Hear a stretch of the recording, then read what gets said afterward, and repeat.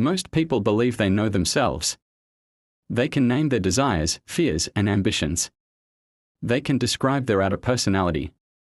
The one that shows up in social roles: son, friend, professional, partner. But all of that is just the tip of the iceberg. What's visible? What's convenient? True self-discovery is something entirely different. It's not about finding out who you are, but about facing what you've been running from your whole life. It's a deep dive into the parts of yourself you've learned to reject, ignore, or judge. Your internal blind spots. Your unaccepted, painful sides. Your chaos. And to walk this path, desire alone is not enough. Two forces are needed. Two that rarely coexist, but whose union creates truly transformative power. Courage and self-compassion. Why these two? Courage is needed to tell yourself the truth. Not the truth that's easy to share with others, but the real one. Deep. Sometimes unpleasant. Sometimes frightening. Courage means admitting that you haven't always been kind. That you know how to manipulate. That sometimes you crave power, control, recognition. That there's darkness inside you and it's real. This awareness doesn't come in a day. It takes time, resilience, and a willingness not to fix yourself, but to truly see what's within. But here's the thing: courage without self-compassion is destructive. If you begin unpacking your inner world with harsh judgment, self-blame, and guilt, you'll quickly burn out or retreat into hiding again. Because without softness, without inner kindness, without the ability to accept yourself even in vulnerability, you won't survive what you uncover. Self-compassion isn't pity. It's not about making excuses. It's a mature form of love. Calm, deep, accepting. It's telling yourself, yes, I'm not perfect yet. Yes, I've made mistakes. But I still deserve understanding, growth, and life. What is the real meaning of working on yourself?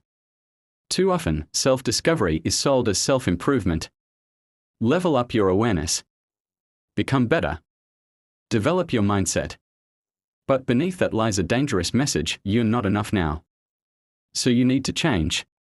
That's a trap. Another ego game. True self-discovery doesn't begin with the desire to improve. It begins with the desire to understand.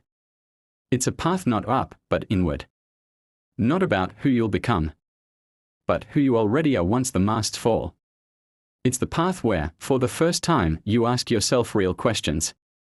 Why do I act this way when I'm afraid? What drives me in moments of panic, jealousy, or apathy? Where does this inner emptiness come from? What am I really trying to compensate for in my relationships, work, or life? The answers won't always be pleasant. You might find that much of your motivation is fear of being nobody. That your relationships were based on dependency, not love. That your successful persona is just armor hiding deep insecurity. And this is where transformation begins.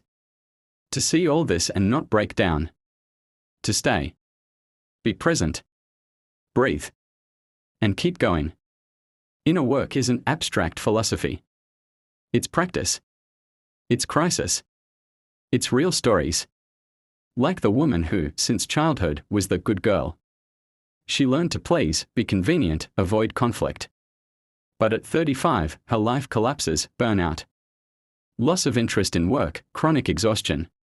In therapy, she finally meets long-buried anger toward her parents, partners, and herself. And instead of fixing it, she learns to embrace her strength, her aggression, her ability to say no. Not destroying herself, but liberating. Or the man raised in a culture of men don't cry. He repressed emotions for years, playing the strong, successful role until his body began to break down.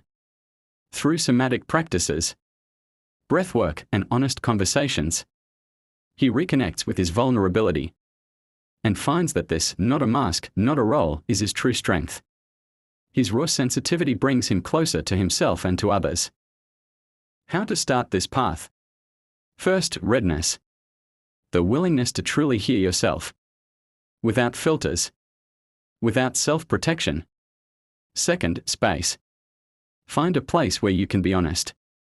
It could be therapy, journaling, solitude, meditation, or a conversation with someone who knows how to listen. Without a safe space, deep work is impossible. Where fear of judgment rules, authenticity cannot be born. Third, gentleness. You will slip.